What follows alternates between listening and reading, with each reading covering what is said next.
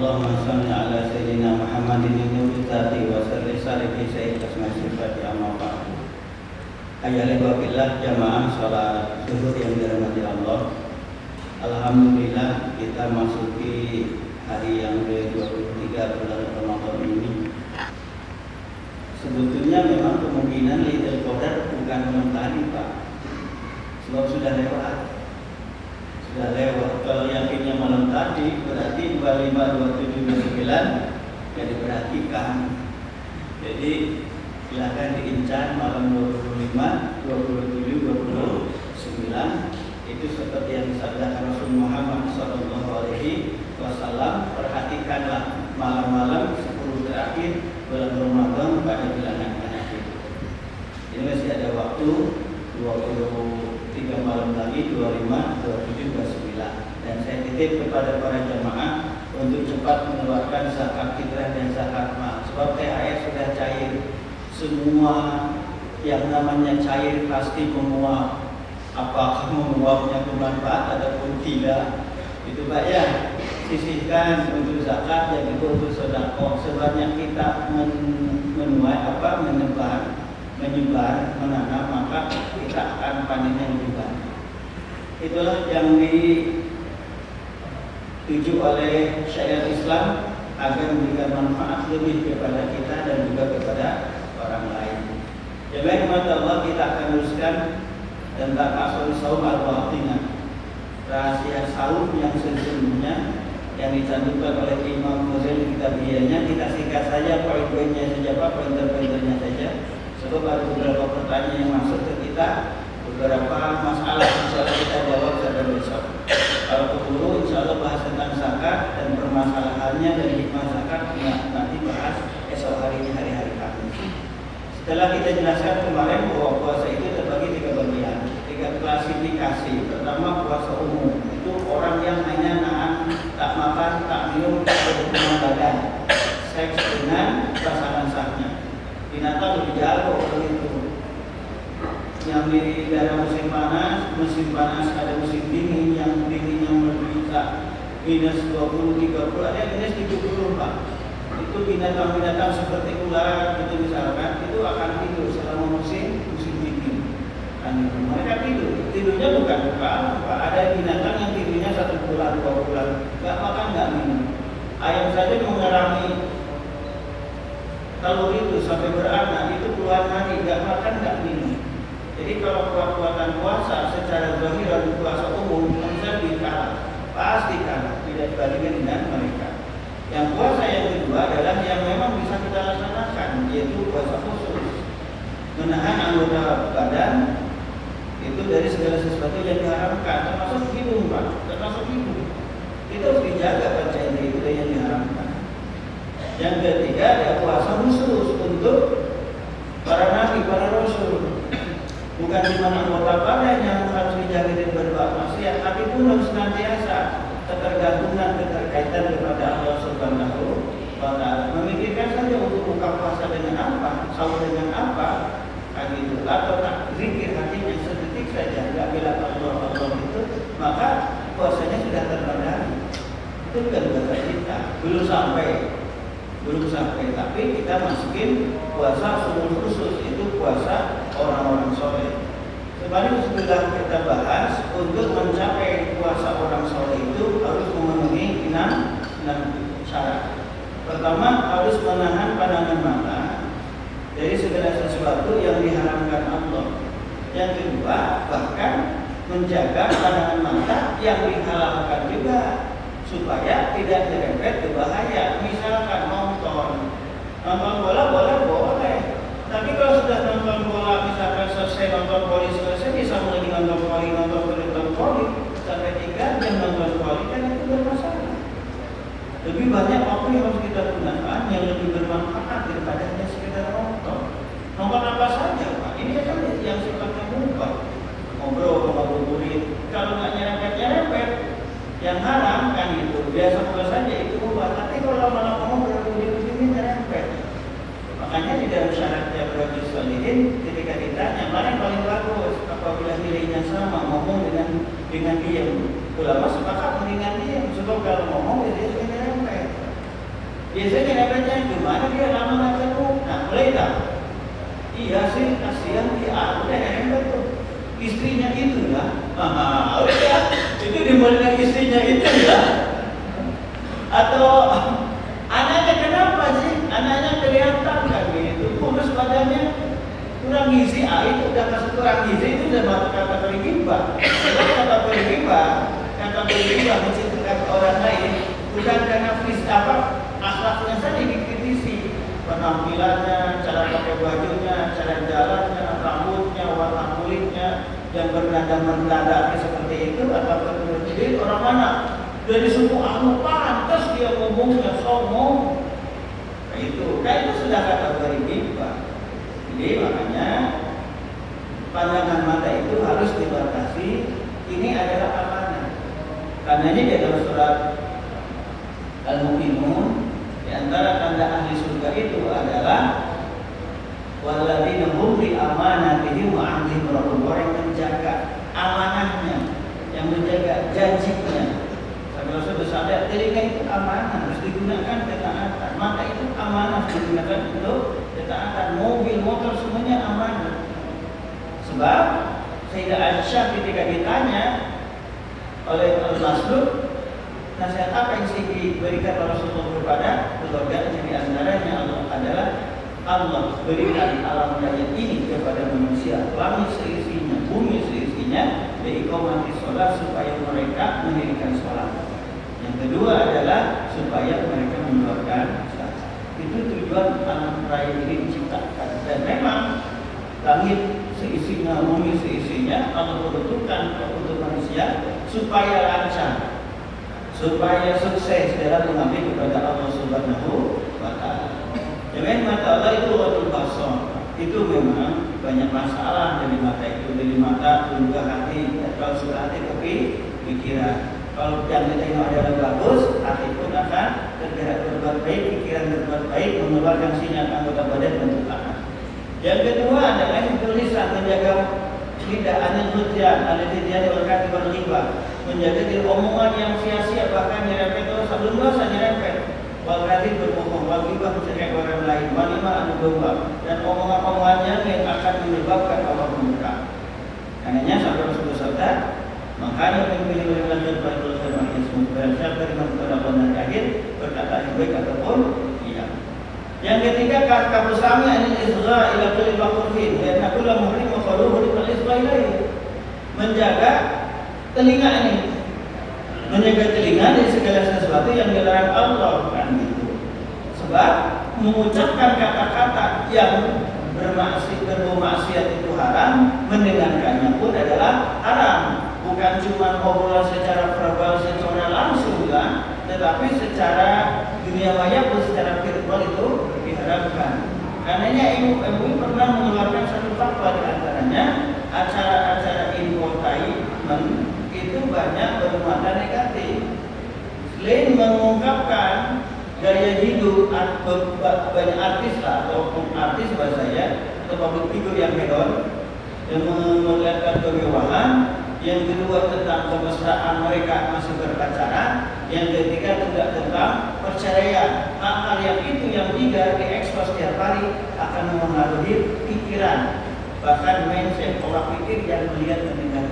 Dan di antara suatu fikri, peradaban, perang akidah, perang ideologi yang dilakukan oleh ada UPI musuh Islam adalah seperti itu. Munculkan tiap hari public figure, para artis memperlihatkan seperti yang saya sebutkan tadi.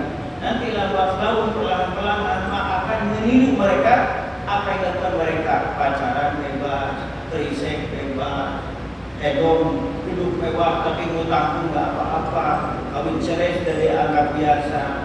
Kan itu akhirnya kepada Islam jauh. Itu betul fikri. Itu sambil zaman Pak berkata seperti itu di Al-Quds tahun 50 kali. Kalau kita melihat umat Islam kalah, kita perang salib kalah 200 tahun lebih. Kita kalah, jarang ke Indonesia kita kalah. Misalkan jarang ke Inggris, ke Malaysia kita kalah, ke Sweden dan kalah secara fisik kalah. Jadi gimana kita pinjam tangan? Bagaimana caranya? Jauhkan mereka dari ajaran Islam, jauhkan dari Al-Quran, sehingga batas minimal adalah bahasa Arab bukan jadi bahasa favorit di semua fakultas yang mengajarkan bahasa asing. Yang favorit itu Inggris, Perancis, apalagi Cina, Pak. Saya ada jemaah pandai bahasa Cina, Pak. Makanya sebetulnya saya ingin belajar bahasa Cina. Kalau ke kita harganya sekian, karena dia ngomong bahasa Cina jauh diskonnya loh, Pak. Jauh itu. Dan memang sangat dibutuhkan bahasa Cina itu untuk bahasa bisnis. Silakan bahasa asing dan itu dianjurkan, bahkan diwajibkan. Hukumnya perlu kifayah. Sebab itu bahasa bisnis dan juga bisa bahasa agama untuk bisa usul dakwah. Yang jadi bikin saya sedihnya adalah fakultas bahasa Arab, sastra Arab itu tak diminati. Ketika kita mengirim belajar fakultas apa bahasa di mana, misalkan Unpad ini keren kali, UPI fakultas apa bahasanya, misalnya keren, gitu. Terus kuliah di mana, UIN, apa sastra Arab, bahasanya kapan jadi TKI. Jadi imajina bahasa Arab itu jadi TKI, jadi babu. Benar nggak Pak imajina kayak gitu? Yang mau belajar bahasa Arab itu calon TKI. Bahkan Ustadz Kiai jarang yang belajar bahasa Arab, kecuali yang pernah di pesantren. Kalau nggak ada tuh. Mereka digunakan kan untuk bahasa pergaulan mereka. Meskipun mereka ngomongnya banyak TKI kan pengalaman waktu di Saudi Pak. Ngobrol Saudi kan di situ ada TKI tapi nggak banyak. Hebat ngomongnya tapi suruh nulis nggak bisa. Karena udah mendengar gitu. Banyak sih yang nulis bacanya. Balik lagi itu sekalian mampir mumpung ada kesempatan tentang itu betul-betul dijauhkan Al-Quran dari bahasa atau dari muslimnya, sehingga kaum mudanya khususnya umum yang besar mengenai lagi agamanya. Jadi kan ada beberapa metode mereka. Pertama adalah metode tasybih, digambarkan Islam itu busuk, jelek, jahat, kejam. Perempuan harus pakai cadar, begitu berbiko, nggak boleh ke kolam renang pakai baca cerita. Islam itu melarang kan, gitu. Bekerja di luar, kalau keluar pun harus tidak izin suami, kalau suami nggak izinkan nggak boleh kerja. Islam itu sadis, ekstrim. Itu dibaca. Wanita saja lain, para laki-laki 50, perempuan 25, laki-laki 2, perempuan 1. Itu nggak ada pada sama-sama anak. Itu digambarkan seperti tasyrik, belum dari peperangan di mana-mana. Setelah itu tasyrik diragukan bagaimana Islam ajaran itu tak benar. Coba buktikan di negara Arab mana yang aman tentram. Sebutkanlah masing-masing. Sudan perang saudara, Syria perang saudara, Libya sabut marut, kan begitu. Indonesia masih begitu. Dari zaman Soeharto masih negara berkembang, mau tinggal Anda. Gitu bahasa dulu kan, nggak selesai-selesai. Nah ada baiknya kemarin ini jadi negara maju, tapi ada yang protes kalau negara maju berarti nanti pajak ekspornya itu akan dinaikkan lagi. Jadi masih perdebatan kalau bisa jadi negara maju. Sudah. Yang lain kata Allah sementara itu tasyrik diragukan lah, sehingga kalau menerapkan ajaran Islam nggak akan maju. Coba sebutkan negara mana implementasi Islam yang maju. Padahal kalau nengok penghasilan per kapitanya itu di dunia yang tertinggi bukan negara Eropa Amerika, tetapi negara mayoritas Islam. Mana? Yaitu daerah Arab seperti Emirat, seperti itu Pak ya, termasuk yang tetangga kita di sana berbeda besar. Yang mau negara Islam dulu, Libya itu termasuk sangat mau, sangat kaya. Irak itu sangat kaya, sebelum dirampok oleh Amerika dan sebelum dirampok sekarang Pak habis mereka diambil kaya Indonesia ke Amerika. Jangan materi yang ketiga adalah tajim. Tajim itu dilulur seperti gula dilulurkan ke air sehingga hilang. Tajim, etika kebiasaan seorang Muslim dilebur sehingga mengikuti cara mereka. Dari apa? Fashion, cara pakaiannya, foodnya, makanannya enggak diperhatikan halal haramnya, filmnya kan.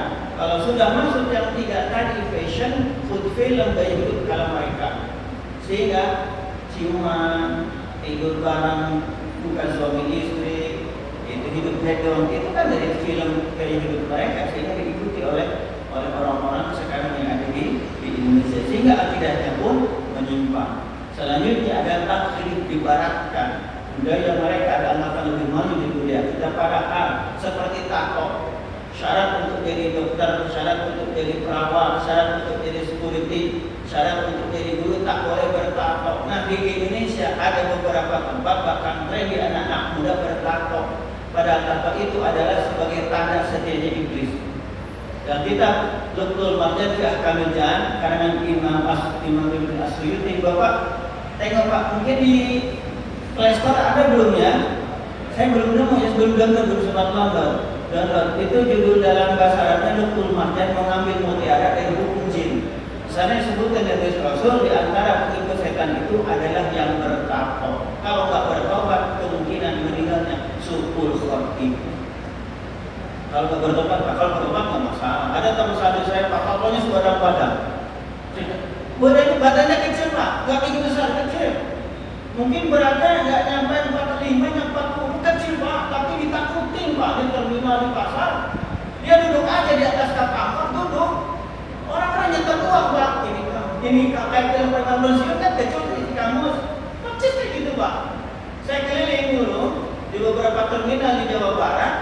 Bos premannya itu badannya kecil-kecil, tapi kalau marah itu galak, nggak sayang mau ke leher, mau ke mata, gitu.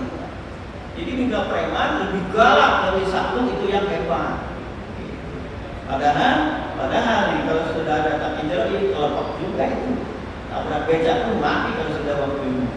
Demikian Allah Subhanahu Wa Taala. Jadi kuncinya adalah belajar lagi tentang Islam dengan baik. Jadi asam menjaga pendengaran dari segala-segala yang diharamkan, termasuk dari tontonan, sehingga tontonan itu jangan jadikan tontonan. Sebaliknya, sekarang kan tuntunan jadi tontonan jadi tuntunan. Artinya apa? Tuntunan yang harus diikuti hanya ditonton. Sedangkan tontonan jadi tuntunan, jadi kayak gitu. Kita teruskan.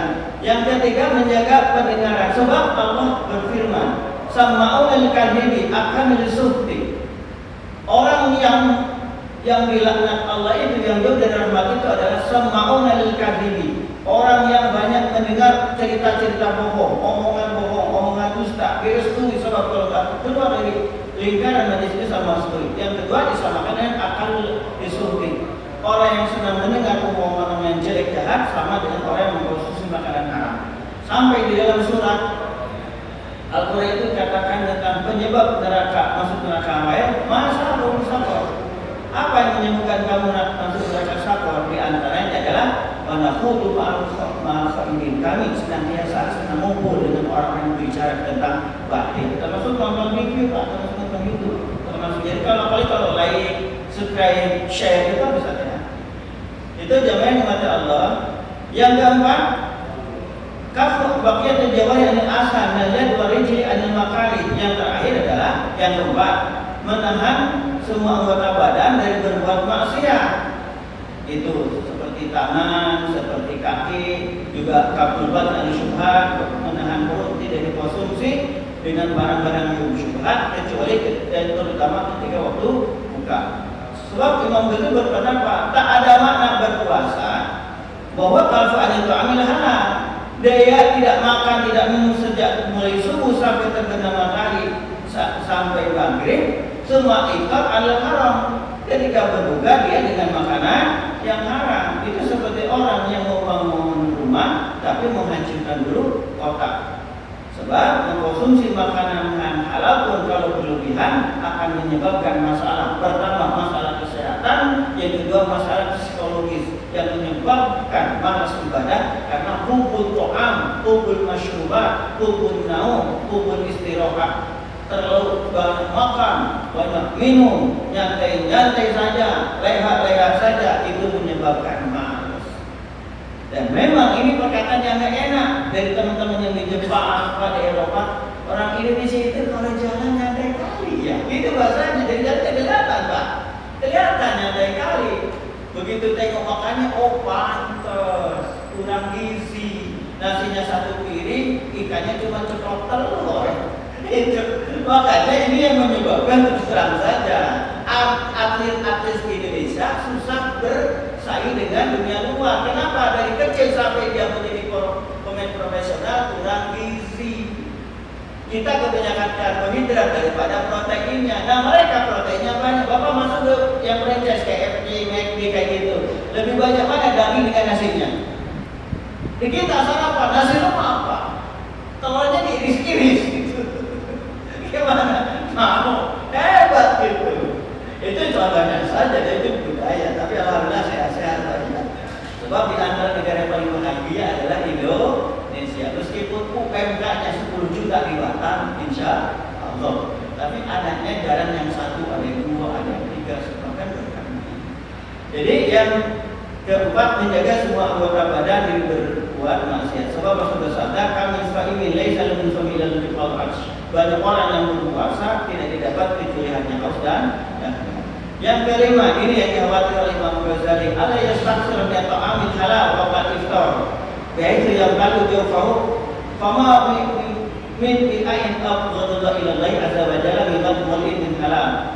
Tak boleh perut itu penuh dengan makanan minuman, sebab tempat yang paling dibenci oleh Allah adalah perut yang penuh dengan makanan meskipun itu halal. Karena yang namanya dengan zuhud itu adalah hati-hati dengan makanan yang halal, menjauhi dengan yang haram. Sebab banyak orang celaka bukan karena makanan haram, tetapi karena banyak makanan yang halal tidak diatur, tidak digunakan semaksimal mungkin. Karena jamaah Allah, ketika kita mendapatkan rezeki dari Allah memakai, terutama harus bijaksana.